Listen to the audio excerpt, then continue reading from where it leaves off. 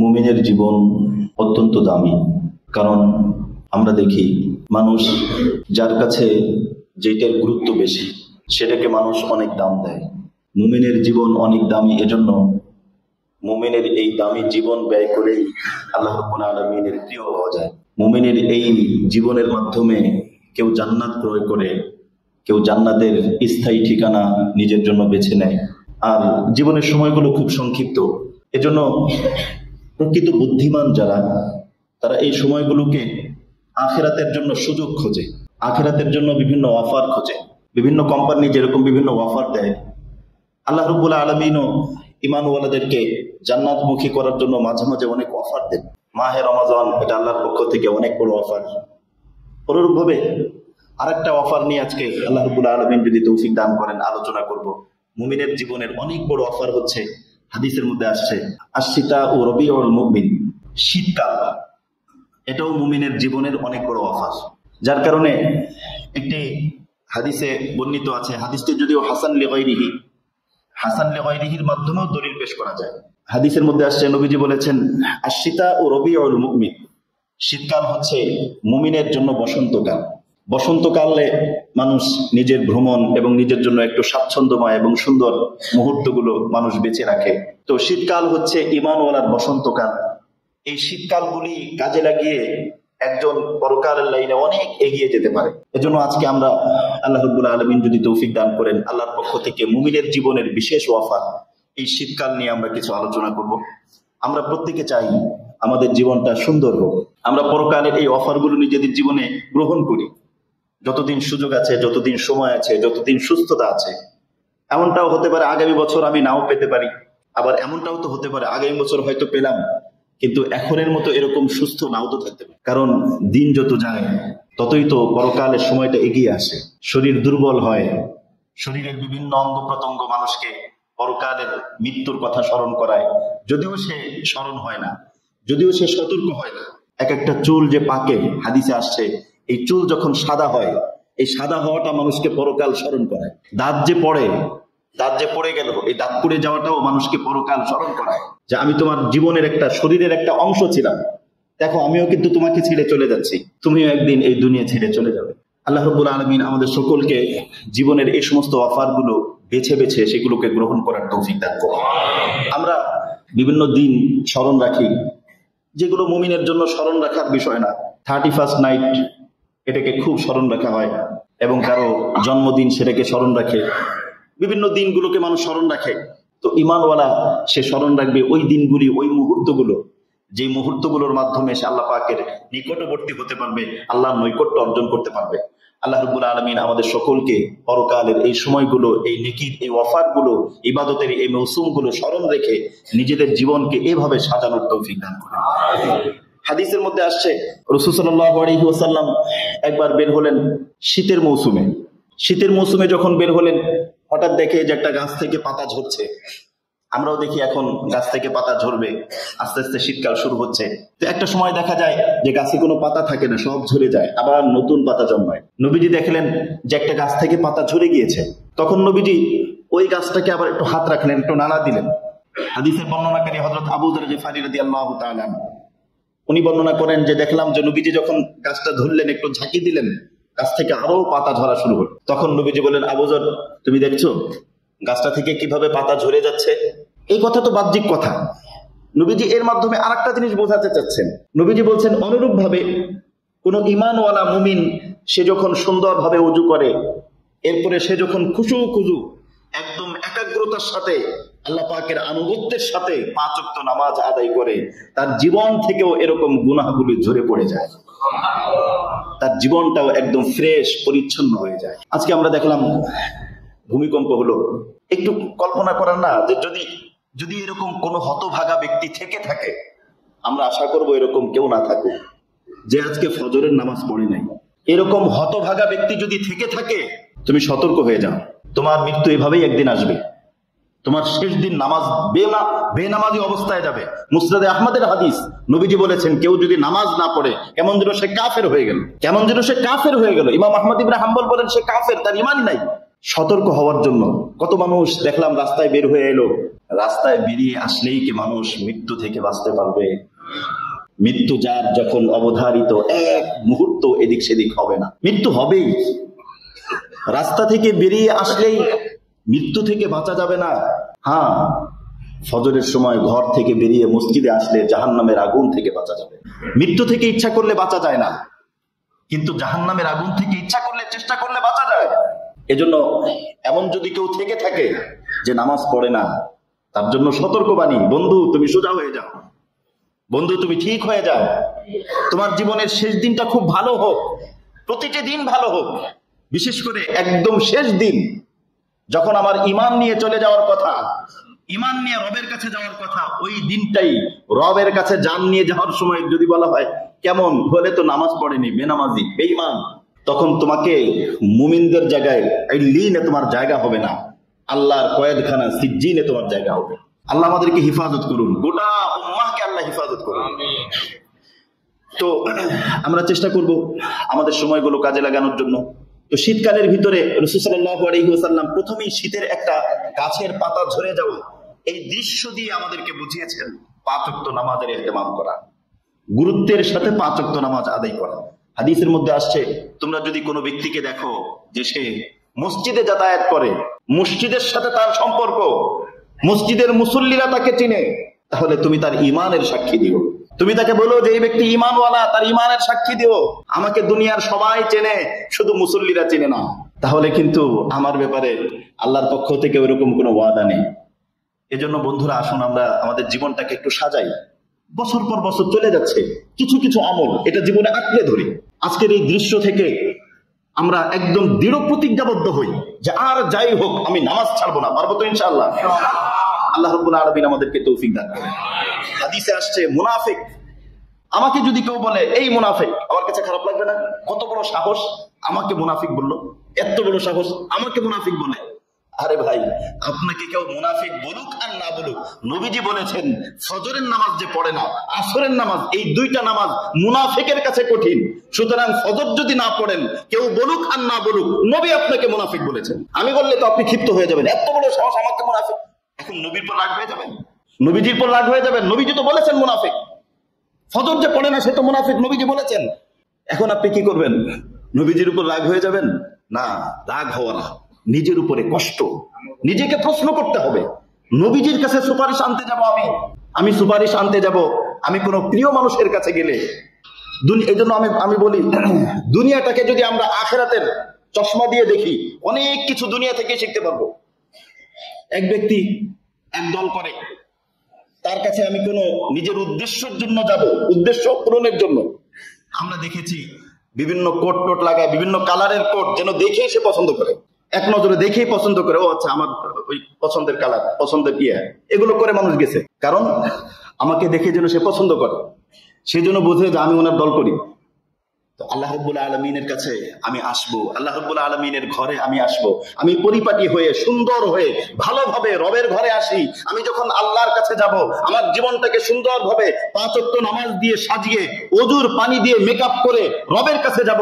রব প্রথমেই দেখবেন এটা আমার লোক, এটা আমার হুকুম মানছে, এটা মুহাম্মাদের উম্মত। এরপরে আমি যখন নবীজির কাছে সুপারিশের জন্য যাব, আমাকে বলে দেওয়া লাগবে না, নবীজি আমাকে দেখেই বলবেন, আমাকে দেখেই বলবেন। সহিহ বুখারীর হাদিস, ঈমানওয়ালা যখন ওযু করে, ওযুর জায়গাগুলো ঝলমল ঝলমল করে, নবীজি দেখেই বুঝবেন এটা অন্য কারো না, এটা আমার উম্মত। নবীজি প্রথমেই আমাকে সুপারিশ করে জান্নাতে নিয়ে যাবেন, হাউজে কাউসারের পানি পান করাবেন, সেখানে আর কারো দখলদারিত্ব থাকবে না, শুধুই নবীজি।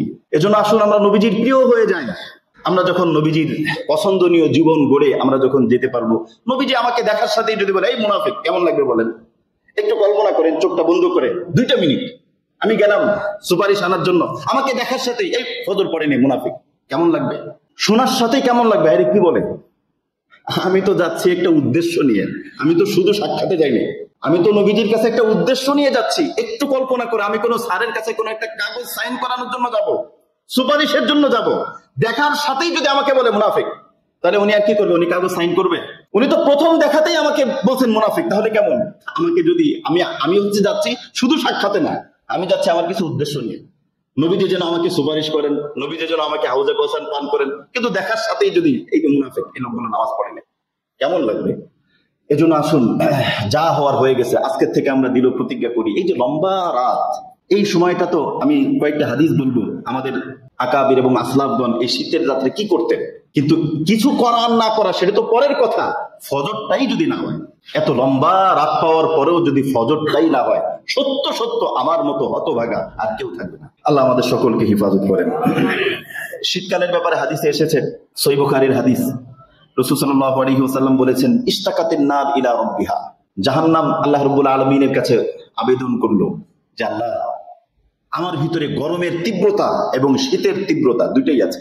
জাহান্নামের ভিতরে যেরকম গরম আছে, ফি নারি জাহান্নাম, জাহান্নামের আগুন, আবার জাহান্নামের ভিতরে ঠান্ডা, সামহারিরা, ঠান্ডা যেটা প্রচন্ড শীত ঠান্ডা, এটাও জাহান্নামের ভিতরে আছে, দুইটা বৈশিষ্ট্যই আছে। তখন জাহান্নাম আল্লাহ রাব্বুল আলামিনের কাছে বলেছে যে আল্লাহ, আমার এই যে আকালা বাদি বাবা, ভিতরের প্রচন্ড গরম, এটা কেমন যেন এক অংশ অপর অংশকে খেয়ে ফেলছে, আপনি আমাকে একটু অনুমতি দেন, আমি একটু শ্বাস ছাড়ি। একটু শ্বাস যদি ছাড়ি তাহলে ভিতর থেকে কিছুটা হালকা একটু শ্বাস ছাড়লাম। আল্লাহ রাব্বুল আলামিন তখন জাহান্নামকে দুইটা শ্বাস ছাড়ার অনুমতি দিলেন। একটা কি? একটা হচ্ছে গ্রীষ্মকালে গরমের সময় একটা শ্বাস, আর একটা হচ্ছে শীতকালে আর একটা শ্বাস, ঠান্ডা শ্বাস। নবীজি বলেছেন, তোমরা যে এই যে ঠান্ডা, এই যে শীত, এটা যে পাও, ওই শ্বাসেরই কিছুটা ছাপ, আর যে গরম যেটা পাও, এটাও ওই জাহান্নামের শ্বাস, এই শ্বাসের কিছুটা উত্তাপ। তো এটার দ্বারা বুঝে আসে যে নবীজি জাহান্নামের ভয়াবহতা শিখিয়েছেন, আমাদের উচিত জাহান্নাম থেকে আশ্রয় চাওয়া। আমরা এই সমস্ত হাদিসগুলো অনেক সময় দেখা যায় যে কেউ কেউ বলে এটার কি অর্থ হইতে পারে, বৈজ্ঞানিক কি কি ব্যাখ্যা হতে পারে, অনেক কিছু ব্যাখ্যা আছে, বৈজ্ঞানিক ব্যাখ্যা আছে। আর সবকিছু বৈজ্ঞানিক ব্যাখ্যার সাথে যে মিলবে এমনটা না। আর মানুষ দেখা যায় বৈজ্ঞানিক ব্যাখ্যা ছাড়াও কত কিছু করে। শিক্ষিত মানুষ, পদমর্যাদাশালী, ব্রেনি, শিক্ষিত ভালো মানুষ আগুনের সামনে দাঁড়িয়ে আছে, আগুনের সামনে দাঁড়িয়ে থাকবে কেন? এটা কি কোনো ব্রেনে কোনো যুক্তিতে ধরে? আগুনকে শ্রদ্ধা করা, আগুনের সামনে দাঁড়িয়ে থাকা, এটা কি কোনো ব্রেনে কোনো যুক্তিতে ধরে?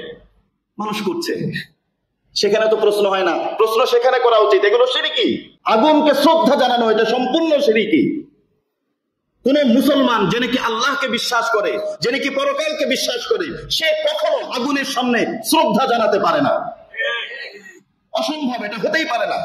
আমাদের যার যে পরিচয় থাকে থাকুক, স্পষ্ট করে বলি, আমার অনেক পরিচয়, আপনার অনেক পরিচয়, ডিগ্রি আছে, পদ আছে, পদবি আছে, মুহতারাম সর্বপ্রথম সর্বশ্রেষ্ঠ পরিচয় হলো, আমার পরিচয় হলো আমি মুসলমান। এই পরিচয়টা যেন ঠিক থাকে। আপনার কোন পদ পদবীর কারণে যদি এই মুসলমানের পরিচয় চলে যায়, ওই পদ পদবী কিয়ামতের দিন আপনার জন্য জাহান্নামের কারণ হয়ে দাঁড়াবে। কেন যেন আমরা বুঝি না, এই বিষয়গুলোর ক্ষেত্রে আমরা শিথিল হয়ে যাই। অনেক সময় দেখা যায় এটা আমাদের ভিতরে কেন হবে? আচ্ছা বলেন তো, আমাদের ক্ষেত্রে অনেক সময় দেখা যায় যে মুসলমান অমুসলিমদের উৎসবে যাচ্ছে, অমুসলিমদের উৎসবে যাচ্ছে, সে মনে করছে আমি না গেলে আমার সমস্যা হবে। কেন সমস্যা হবে? অমুসলিমরা আমাদের ঈদগাহে আসে না, এদিকে অমুসলিমদের সমস্যা হয়। অমুসলিমরা কুরবানি করে না, এই কারণে অমুসলিমদের সমস্যা হয়।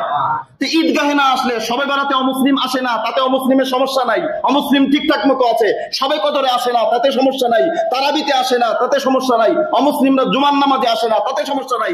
আমি কেমন মার্কা মুসলমান, আমি পূজায় না গেলে পূজা ঠিক থাকে না, এটা কেমন হইল? তাহলে বুঝা গেল আমার ইমান ওই মার্কা ইমান। হিন্দুদের যতটুকু বিশ্বাস ওর ধর্মের প্রতি, আমি মুসলমান হয়ে দেখা যায় আমার ইসলামের প্রতি ওই পরিমাণ বিশ্বাস নাই। কেউই কিছু মনে করে কিনা, কে কি মনে করবে? আমি মুসলমান, শেষ। কেউ কিছু মনে করে কিনা, কেউ কিছু বলে কিনা, কেউ কিছু লেখালেখি করে কিনা, কেন করবে? অমুসলিম ঈদগাহে আসে না, কোনো লেখালেখি হয়? অমুসলিম গরু কুরবানি করে না, কোনো লেখালেখি হয়? আমি সেখানে আমার ইমান ঠিক রাখার জন্য আমি সেখানে যাব না, কে লিখবে? কেউই লেখে না, এটা আমার ইমানের দুর্বলতা। এজন্য আসুন আমরা ইমানের বিষয়গুলো, কুফর আর ইমান, শিরিক, এই বিষয়গুলোর ক্ষেত্রে কোনো ছাড় নাই, কোনো মানে বিন্দু মাত্র কোনো ছাড় নাই। কারণ এটার ক্ষেত্রে আল্লাহ রাব্বুল আলামিন সামান্য কোনো ছাড় দিবেন না। আমি আগেও বলেছি, দুইটা আদালতে কোনো ক্ষমা নাই।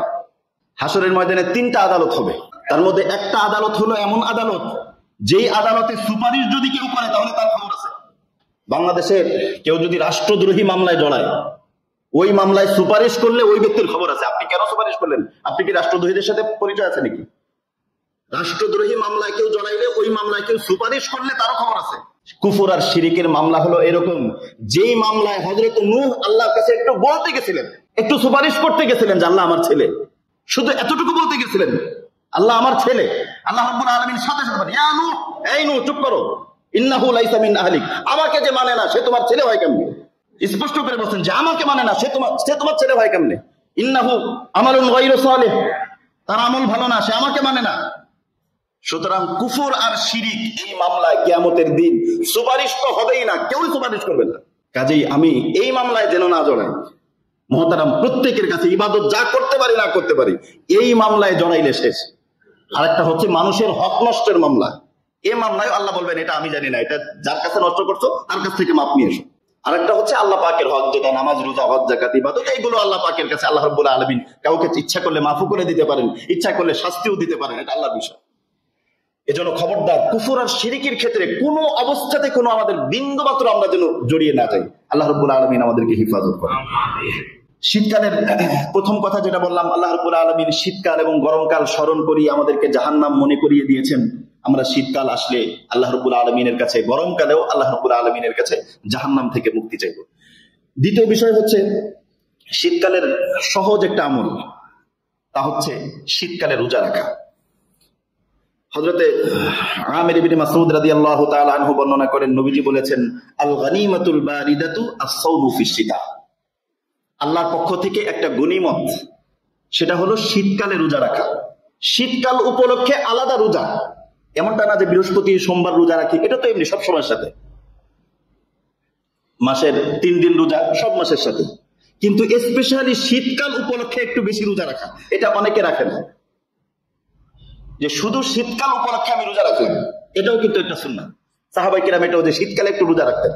হযরত ইবনে রজব হাম্বলী রাহিমাহুল্লাহ উনি বর্ণনা করেছেন যে শীতকালে কোনো ব্যক্তি যদি রাত্রিবেলায় নামাজ পড়ে, শীতকালে রাত্রিবেলায় নামাজ পড়লে ওই ব্যক্তি গ্রীষ্মকালে, গরমের দিনে রোজা রাখলে যে পরিমাণ কষ্ট হতো, যে সওয়াব হতো, রাত্রিবেলায় নামাজ আদায় করলে, কিয়ামুল লাইল করলে, তাহাজ্জুদ পড়লে আল্লাহ পাক তাকে ওই পরিমাণ সওয়াব দান করবেন। কেন? কারণ হচ্ছে গ্রীষ্মকালে ইবাদতের সময়টা লম্বা, যদি রোজা রাখার সময়টা লম্বা, শীতকালেও নামাজ পড়লে নামাজ পড়ার সময়টা লম্বা সময় সে আল্লাহ রাব্বুল আলামিনকে ডাকতে পারবো। এজন্য আমরা শীতকাল উপলক্ষে আমরা একটু রোজা রাখতে পারি। বিশেষ করে আমাদের কোনো ভাই, তারা যদি রমজানুল মুবারকে রোজা রাখতে না পারেন, কোনো কারণে, অসুস্থতার কারণে হোক, সফরের কারণে হোক, রোজা রাখা হয়নি, তাহলে আমরা শীতকালে রেখে ফেলতে পারি। আর যে সমস্ত মা বোনরা আছে যারা রোজা রাখতে পারেন নাই, তাদের ব্যক্তিগত ওজরের কারণে, তারাও আমাদের এই যে শীতের যে সময়টা আছে, এই সময়গুলোতে আমরা রেখে ফেলতে পারি। শীতকালের আরেকটা বড় আমল হচ্ছে তাহাজ্জুদের নামাজ পড়া। হযরতে উবাইদ বিন উমাইর রাদিয়াল্লাহু তাআলা আনহু তিনি বর্ণনা করেন, ইযা জা আশ-শিতা, শীতকাল যখন হতো, শীতকাল হলে তখন তিনি ঘোষণা করতেন, ইয়া আহলাল কুরআন তালা লাইলুকুম লিকিরাআতিকুম, হে কোরআনের বন্ধুরা। রাত্রিবেলায় তিনি বলতেন, হে কোরআনের বন্ধুরা, আজকে রাত দীর্ঘ হয়েছে। কেন? ঘুমিয়ে থাকার জন্য না, রাত দীর্ঘ হয়েছে ফেসবুক চালানোর জন্য না, রাত দীর্ঘ হয়েছে যেন রাত্রিবেলায় তোমরা কিয়ামুল লাইল করতে পারো, কোরআন তেলাওয়াত করতে পারো। এজন্য রাত্রিবেলা একটা অংশ, আমি যদি এখন থেকে শীতকালের শুরুতেই আমি যদি একটা রুটিন করে দিই, আমি কয়টায় ঘুম থেকে উঠবো, এখন থেকে যদি আমার একটা রুটিন থাকে যে আমি এই কয়টায় ঘুম থেকে উঠে যাব, আমি উঠে আমি একটু কোরআন তেলাওয়াত করলাম। দিনের বেলা ব্যস্ততার কারণে দিন তো একদম ছোট থাকে, দিন ছোট হওয়ার কারণে অনেক কিছু করা যায় না। রাত্রেবেলা একটু কোরআন শরীফ পড়লাম, এরপরে কোরআনের 1-2টা আয়াত বা যতটুকু একটু বুঝলাম। শুধু পড়াটাই যথেষ্ট না, একটু বুঝলাম আল্লাহ আমাকে কি বলতে চাইলেন, একটু বুঝা। 10 মিনিট কোরআন পড়লাম, 10 মিনিট কোরআন বুঝলাম। ছোট ছোট অনেক ভালো ভালো আছে, অনুবাদেরও কিতাব আছে, তাফসিরে ইবনে কাসির পড়তে পারি, মাআরিফুল কোরআন পড়তে পারি। এরকমই তাফসিরগুলো আমাদের ঘরে থাকা উচিত। তাফসির ইবনে কাসিরে অনেক চমৎকার ভাবে, সুন্দর হাদিসের আলোকে অনেক চমৎকার ব্যাখ্যা করা হয়েছে কোরআনের। আমি একটু ব্যাখ্যা পড়লাম, 2-3টা আয়াত, 4টা আয়াত, 5টা আয়াত একটু পড়লাম। নিয়মিত যদি পড়তে থাকি, কোরআনের নূর ভিতরে ঢুকবে। আর কোরআনের আলো, কোরআনের নূর যেই দেহের ভিতরে ঢুকে, যেই জীবনের মধ্যে ঢুকে, ওই জীবন আলোকিত জীবন হয়ে যায়। শুধু গ্রুপের নাম আলোকিত রাখলেই মানুষ আলোকিত হয় না, নিজের নামের শুরুতে আলোকিত লাগাইলেই আলোকিত হয় না। কোরআন এবং সুন্নাহর আলো বাদ দিয়ে কোনোদিন কেউ আলোকিত হইতে পারে না। আলোকিত হইতে হইলে কোরআন এবং সুন্নাহর আলো লাগবে।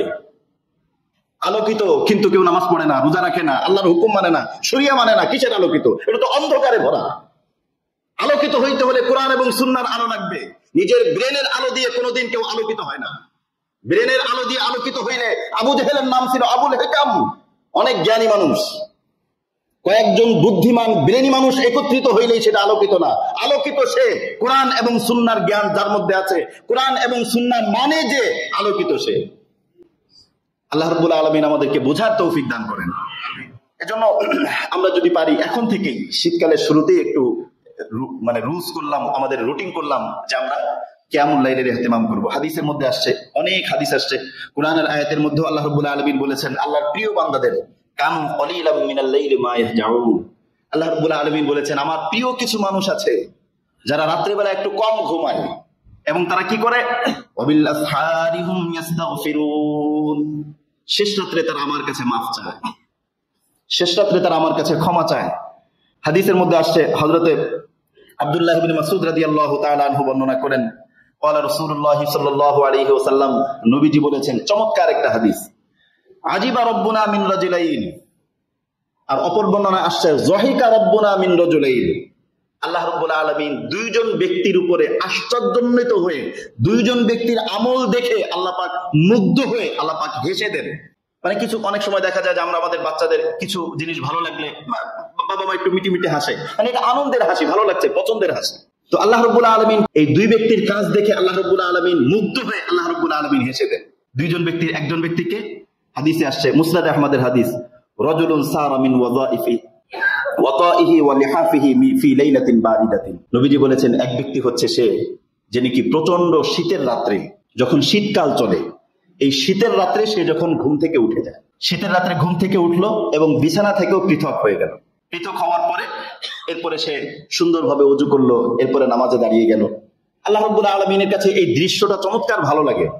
তখন আল্লাহ রাব্বুল আলামিন ফেরেশতাদেরকে একটু, আল্লাহ রাব্বুল আলামিনের ভালো লাগাটা ফেরেশতাদের সাথে আল্লাহ পাক শেয়ার করছেন। আল্লাহ রাব্বুল আলামিন তখন ফেরেশতাদেরকে বলেন, উনজুরু ইলা আবদি, দেখো আমার এই বান্দা, আমার এই বান্দাটা দেখো, তার বিছানা থেকে শরীর পৃথক হয়ে গেল, সে রাত্রেবেলা নামাজে দাঁড়িয়ে গেল, সে কেন, এটা কেন করছে? আল্লাহ রাব্বুল আলামিন তো সবই জানেন, তারপর আল্লাহ রাব্বুল আলামিন ফেরেশতাদেরকে জিজ্ঞেস করছেন এই কাজগুলো কেন করছে, তার কোনো স্বার্থ আছে? ফেরেশতারা বলে, না রব, সে দুইটা জিনিসের কারণে করছে। একটা হচ্ছে আপনার কাছে অফুরন্ত নিয়ামত আছে, এই নিয়ামত সে চায়। আপনার কাছে যে অফুরন্ত নিয়ামত, আরে দুনিয়ার নিয়ামত, আখিরাতের নিয়ামত, সব এই নিয়ামতের সে ভাগীদার হতে চায়, এই নিয়ামতটা চায়। আর আপনার কাছে, আপনার হাতে, আপনার নিয়ন্ত্রণে জাহান্নামের শাস্তি আছে, ওই জাহান্নামের শাস্তিকে সে ভয় পায়। এজন্য সে জাহান্নামের আগুন তাকে ঘুমাইতে দেয় নাই, এই জাহান্নামের আগুনের তীব্রতা তাকে ঘুমাইতে দেয় নাই। আমরা দেখি, আমরা যখন আমাদের মা বোনদেরকে পর্দার কথা বলি, অনেক মা বোনরা আছে যারা শরীর মেনটেন করে, শরীর প্র্যাকটিস করে, তারা একদম পুরো শরীর ঢেকে রাখে। পুরো শরীর ঢেকে রাখলে অনেক আপডেট এবং বিভিন্ন সেকুলার যারা, ওরা অনেক সময় বলে এটা কেমন, পুরো শরীর ঢেকে রাখছে কেন, এই সেই বিভিন্ন কথাবার্তা বলে। যারা শরীয়ত থেকে দূরে থেকে বিভিন্ন কথাবার্তা, উপহাসমূলক কথাবার্তা। আমরা বলি কেন ইউরোপ, আমেরিকা এবং যে সমস্ত দেশে প্রচন্ড শীত আছে, ওই সমস্ত শীতের দেশের মেয়েরা তো আরো বেশি ঢেকে রাখে, পুরো শরীর মোটা কাপড় দিয়ে ঢেকে রাখে। ওরা ঢেকে রাখে কেন? ওরা ঢেকে রাখে শীতের গরম থেকে, শীতের তীব্রতা থেকে বাঁচার জন্য, শীতের কষ্ট থেকে বাঁচার জন্য। ইউরোপ আমেরিকার মেয়েরা শরীর ঢাকলে যদি মডার্ন হইতে পারে, মুসলমানের মেয়েরা জাহান্নামের আগুন থেকে বাঁচার জন্য শরীর ঢাকলে তারা কেন মডার্ন হবে না? এরাও পরকালের লাইনে মডার্ন, এরাও পরকালের লাইনে, পরকালের দিক দিয়ে বিচক্ষণ। দেখা যাবে ইনশাআল্লাহ। এই জন্য খবরদার, কে কি বললো না বললো এইদিকে আমাদের কোনো তাকানোর সময় নাই। আমরা দেখবো, আমরা একদিকেই তাকাবো। মুসলমান একদিকেই তাকায়, রবের দিকে তাকায়। রব খুশি আছে তো আলহামদুলিল্লাহ। আল্লাহ রাব্বুল আলামিন আমাদেরকে সবসময় রবকে খুশি রেখে চলার তৌফিক দান করেন। রব জিজ্ঞেস করেন কি চায়, তখন বলে আপনার কাছে যা আছে নিয়ামত চায়, আর আপনার কাছে যে জাহান্নামের শাস্তি আছে সেটা থেকে আশ্রয় চায়।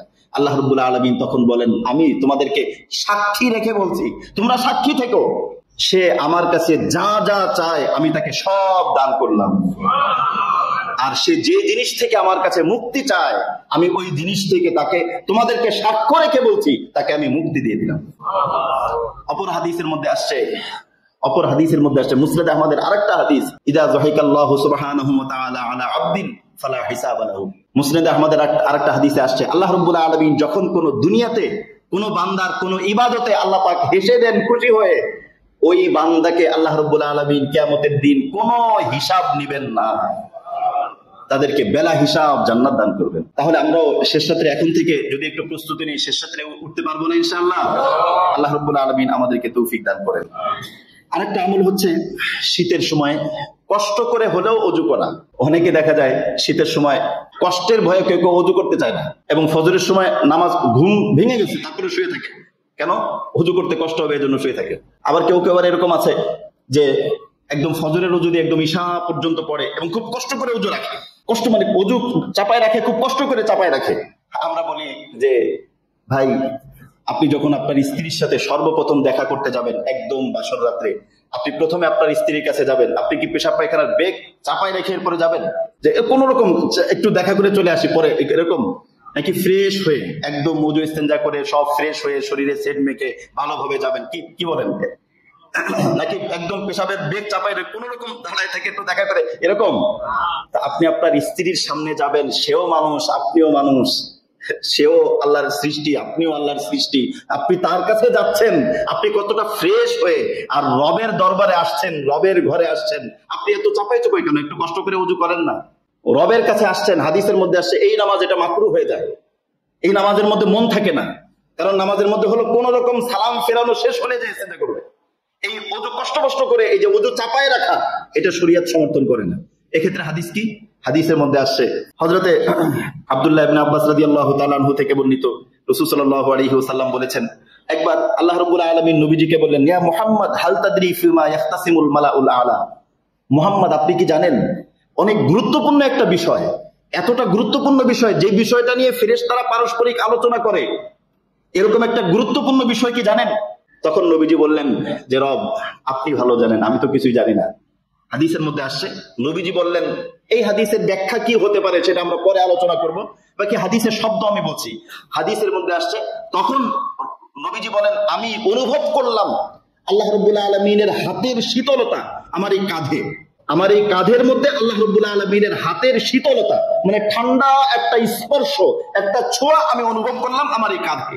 নবীজি বলেন, এটা অনুভব করার সাথে সাথে আমার মনে হলো যে জগতের যত জ্ঞান আছে সব আমার সামনে উদ্ভাসিত হয়ে গেল। তখন আল্লাহ রাব্বুল আলামিন বললেন, ফেরেশতারা একটা বিষয় নিয়ে আলোচনা করছে, সেই বিষয়টা হলো কাফারাত নিয়ে। কাফারা, গুনাহ মাফ হয়ে যায়, কাফারাত নিয়ে আলোচনা করছে। যে কাফারা কি? যে এমন একটা জিনিস যার মাধ্যমে গুনাহ একদম শেষ হয়ে যায়, সেটা কি? আরেকটা ফেরেশতারা আলোচনা করছে, সেটা হলো দারাজাত, মর্যাদা বৃদ্ধি কিসে হয়, মর্যাদা বৃদ্ধি কিসে হয়, আর কাফারা গুনাহ মাফ হয়ে যায় কি বিষয়, এই বিষয়টা ফেরেশতাদের মধ্যে ভাইরাল। ফেরেশতারা এটা নিয়ে আলোচনা করছে। তখন নবীজি বললেন, ইয়া রব এই বিষয়টা কি? তখন আল্লাহ রাব্বুল আলামিন বললেন, তিনটা জিনিস। এক নম্বর হলো ইসবাগুল ওযু আনিল মাকারি, যখন ওযু করতে মন চায় না তখনও ওযু করা, ওযু করতে মন চাচ্ছে না তখনও ওযু করা। একটা মাসলা বলে দেই, আপনি শেষ রাত্রে উঠলেন, ওঠার পরে কেউ কেউ এই হাদিসের ব্যাখ্যায় বলতে চান যে কষ্ট করে ওযু করতে হবে, সুতরাং গরম পানি থাকলেও গরম পানি দিয়ে ওযু করবো না, ঠান্ডা পানি দিয়ে করবো, এটা না। আপনি যদি সামর্থ্য থেকে গরম পানি দিয়ে ওযু করলেও আপনি সব পেয়ে যাবেন, কারণ উঠার যে একটা কষ্ট সেটা তো আছেই। তো ইসবাগুল ওযু আনিল মাকারি, যখন মনে চায় না, মনে না চাওয়ার পরেও যখন কেউ ওযু করে। ওয়াকাসরাতুল খুতা ইলাল মাসাজিদ, মসজিদের দিকে কারো কদম বেশি পড়া। আমার পা তো সারাদিন চলে, এই চলাটা মসজিদের দিকে বেশি নাকি অন্য দিকে বেশি, এটা তো আল্লাহ জানে। মসজিদের দিকে যার কদমটা বেশি পড়ে, আর ইন্তিজারুস সালাত বা'দা সালাত, এক নামাজ হয়ে গেলে অপর নামাজের জন্য অপেক্ষা করা। এই তিনটা বিষয়, এই তিনটা বিষয়কে আল্লাহ রাব্বুল আলামিন বলেন এটা হলো কাফারা। এর মাধ্যমে বান্দাদের গুনাহগুলি আল্লাহ রাব্বুল আলামিন একেবারে মাফ করে দেন। এরপরে কি হয়? ওমান ফাআলা যালিকা, আল্লাহ রাব্বুল আলামিন বলছেন, মুহাম্মদ এই কাজগুলি যদি কেউ করে, খুব সহজ না, অপছন্দ মনে চাচ্ছে না তারপরে ওযু করা, এরপরে মসজিদের দিকে বেশি বেশি গমন করা, আর এক নামাজের পরে আরেক নামাজের অপেক্ষা করা। সুতরাং কেউ যদি নামাজের অপেক্ষায় থাকে তাহলে ব্যবসা বাণিজ্য, চাকরি বাকরি কোনো কিছু তাকে নামাজ থেকে গাফিল রাখতে পারবে না। সে তো জোহর পড়ে চলে গেল আসরের অপেক্ষায়, আসর পড়ে চলে গেল মাগরিবের অপেক্ষায়, মাগরিব পড়ে চলে গেল ঈশার অপেক্ষায়, ঈশা পড়ে ঘুমায় গেল ফজরের অপেক্ষায়। মানে তার সব সময় মনটা মসজিদের দিকে লেগে আছে, নামাজের অপেক্ষায় আছে। আল্লাহ রাব্বুল আলামিন বলেন, মান ফাআলা যালিকা, এই কাজগুলি যে করবে, আশা বিখাইরিন, আশা বিখাইরিন মানে সে ভালোভাবে বাঁচবে, সে দুনিয়াতে যে বাঁচবে। আমাদেরকে জিজ্ঞেস করে, ভাই কেমন আছেন? আমি বলি ভালো আছি। ভালো আছি মানে এই কাজগুলো যদি হয় তাহলে আমি আসলেই ভালো আছি। ভালো আছি মানে শুধু রোগ মুক্তি থাকা ভালো আছি না, ভালো আছি মানে পকেট ভর্তি টাকা থাকা মানে ভালো আছি না। কোন ব্যক্তি যদি এই কাজ না করে, নামাজ না পড়ে, ইবাদত না করে, ওর পকেট ভর্তি না রুম ভর্তি টাকাও যদি থাকে, শরীয়তের পরিভাষায় ও ভালো নাই। আরো যদি বেশি বলি তাহলে ও যে ভালো নাই এটা বোঝার অনুভূতিও তার নাই। পাগল যে অসুস্থ এটা কিন্তু পাগল বোঝে না। পাগল কিন্তু মনে করে সে পরিপূর্ণ সুস্থ। দুনিয়ার সবাই পাগল, সে পরিপূর্ণ সুস্থ। মানে এরকম অসুস্থ যে সে অসুস্থ এটা জানেও না। সুতরাং ভালো আছি মানে খেয়ে পরে ভালো আছি না। আল্লাহ বলছেন মান ফাআলা যালিকা আশা বিখাইরিন, এই কাজগুলি যে করবে সে ভালো হয়ে থাকবে, তার জীবনটা ভালো হবে। এর পরের কথাটা হলো আমাদেরকে আরো উদ্বুদ্ধ করে। আল্লাহ বলেছেন মাতা বিখাইরিন, তার ভালো মৃত্যু হবে। আচ্ছা বলেন তো, আল্লাহ রাব্বুল আলামিন যদি বলেন ওর মৃত্যু ভালো হবে, সে কি ঈমান নিয়ে যাবে না ঈমান ছাড়া যাবে? অবশ্যই ঈমান নিয়ে যাবে। সে কি যাওয়ার পরে জান্নাতে যাবে না জাহান্নামে যাবে? অবশ্যই জান্নাতে যাবে। এই কাজগুলো করলে আল্লাহ পাক বলছেন আশা বিখাইরিন ওয়া মাতা বিখাইরিন, সে ভালো হয়ে বাঁচবে, ভালো হয়ে মরবে। এজন্য আমরা চেষ্টা করি এই কাজগুলি করার জন্য। শীতকালের আরো বিষয় আছে, কিছু বিষয় আছে, আমরা ফাঁকে ফাঁকে আলোচনা করব। আপাতত যে বিষয়গুলো বললাম আমরা আমাদের জীবনে এই বিষয়গুলো ধারণ করার চেষ্টা করব। আমরা যেন আল্লাহ পাকের প্রিয় হতে পারি, সময়গুলো যেন কাজে লাগাতে পারি। রাত্রেবেলা অবশ্যই আগে শুয়ে যাই। আমি একটা কথা বলি, বিশেষ করে যুবকদেরকে বলি, ঈশান নামাজের পরে মোবাইলটা হাতে নিও না। এই মোবাইল তোমাকে জাহান্নাম মানে ফজর থেকে মাহরুম করবে, তাহাজ্জুদ থেকে মাহরুম করবে, তুমি জানলেও না। তোমার নিয়ত ভালো, কিন্তু এত বড় চোর, আমি এটাকে চোর বলি, যে লাইফ থেকে সময় চুরি করে। কিভাবে যে সময় চলে গেল, 2টা ঘন্টা চলে গেল বুঝতেও পারবে না। তোমার নিয়ত ভালো, তুমি ভালো মানুষ, কিন্তু সে তোমার লাইফ থেকে হঠাৎ আরে 2টা বেজে গেছে, কি বলে 2টা বেজে গেছে, 3টা ঘন্টা 4টা ঘন্টা সে নিয়ে গেছে, খবরও নাই। এই জন্য এই চোর থেকে সাবধান। এই চোর, বিভিন্ন চোর তারা পকেট থেকে টাকা চুরি করে, আর এই চোর তো আমার লাইফ থেকে সময় চুরি করে। লাইফ থেকে সময় চুরি করা কত বড় জিনিস। যত কিছু হোক সবকিছুর বিকল্প হবে, কিন্তু আপনাকে যদি বলা হয় যে 1000 কোটি টাকা দেওয়া হবে, আপনি 2023 সালের মতো আবার নিয়ে আসেন, সম্ভব? কোনো দিন সম্ভব না, কোনো দিন সম্ভব। এজন্য আমরা চেষ্টা করব সময়গুলো কাজে লাগানোর জন্য, কদর করার জন্য।